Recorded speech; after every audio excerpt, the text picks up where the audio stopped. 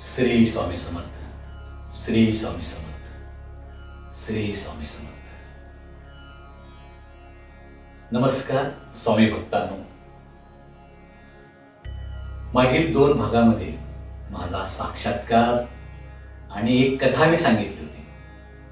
त्या कथेला आपण स्वामी भक्तांनी खूप मोठा प्रतिसाद दिला, त्याबद्दल धन्यवाद.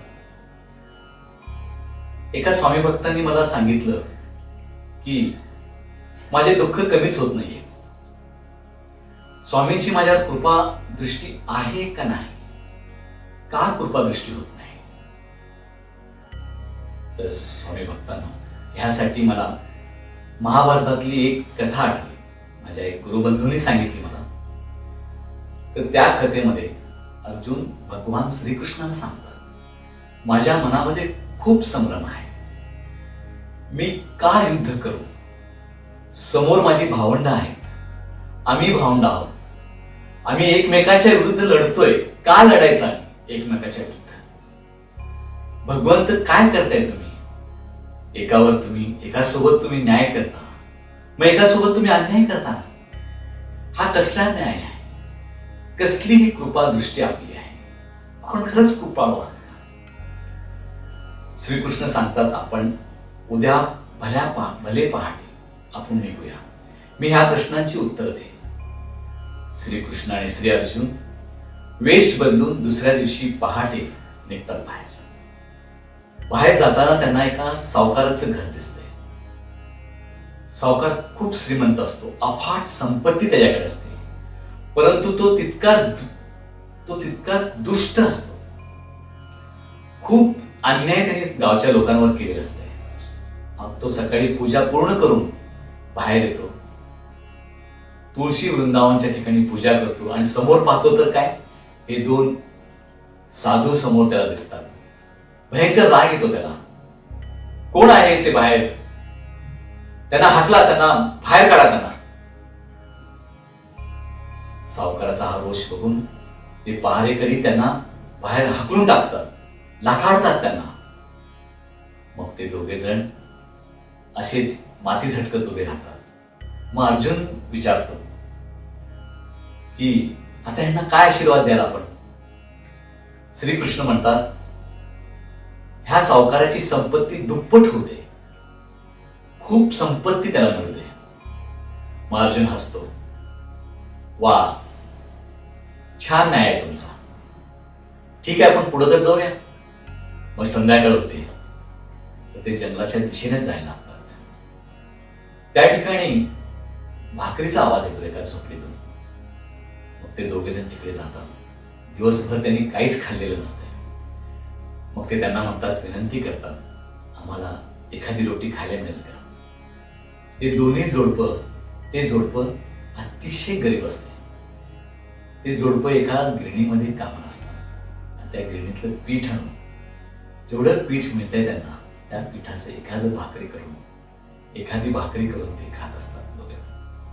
ते त्यांना म्हणतात, आज यात आपण, आज आम्हाला लाभ झालेला आहे. आज गिरणीमध्ये आम्हाला जास्त पीठ मिळालंय.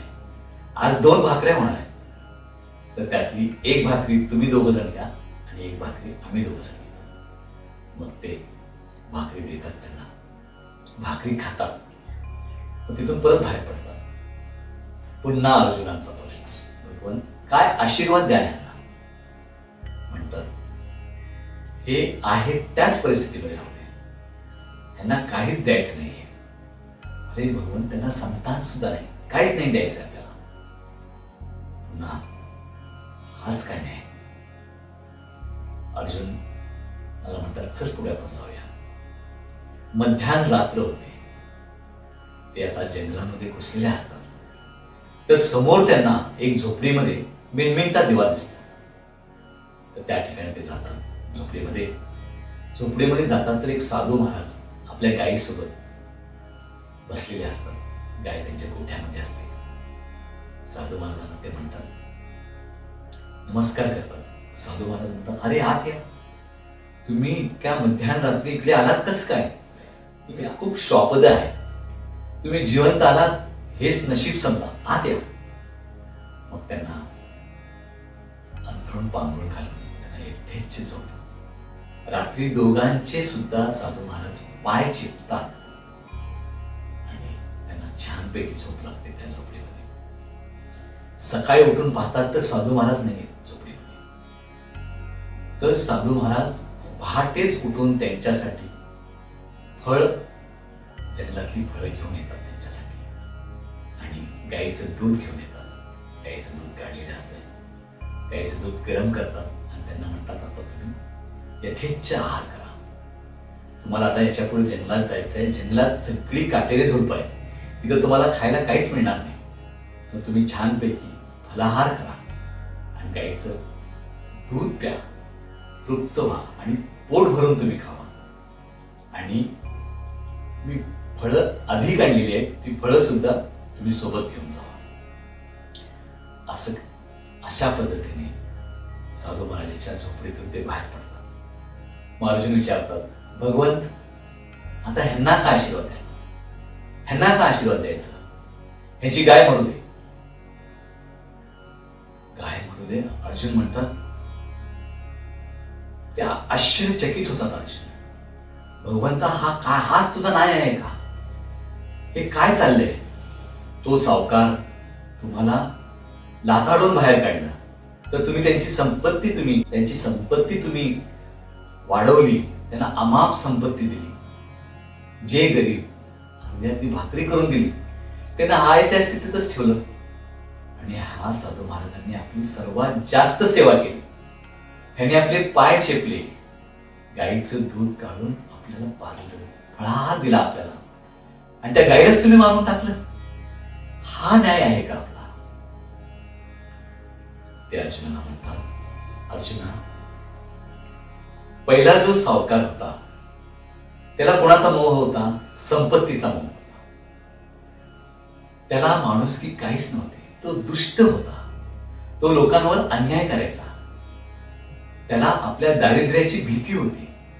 मग त्याचं प्रेम कोणावर होतं? संपत्तीवर. म्हणून त्याला अमाप संपत्ती दिली. तर आपण पुढे जाऊया, पाहूया त्या सावकाराची स्थिती. आणि ह्या साधू महाराजांचं काय? साधू महाराज खूप मोठे तपस्वी आहेत. त्यांनी इतकी मोठी तपश्चर्या केलेली आहे की त्यांना इच्छा मरण आहे. मोक्ष त्यांच्या दारामध्ये आहे. फक्त आणि फक्त त्या गायीच्या प्रेमापोटी ते जिवंत आहे. आणि त्या गायीच्या प्रेमामुळे ते मोक्ष मिळवू शकत नाही. म्हणून ती गाय मारली. आणि आता साधूंना मोक्ष मिळेल. आणि क्षणार्धामध्ये साधू मोक्ष मिळतो साधूंना. त्याच ठिकाणी ते निश्चित होतात. साधूंना मोक्ष मिळतो. चला आपण पुढे जाऊया. तर ते पुढे जात असतात. मग ह्याची कथा काय?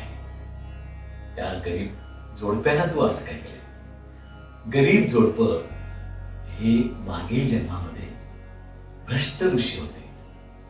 खूप तपस्या त्यांनी सुद्धा केलेली आहे. आणि त्यांचा मोक्ष त्यांना मागच्या जन्मीच मिळणार होता, पण तो मिळाला नाही.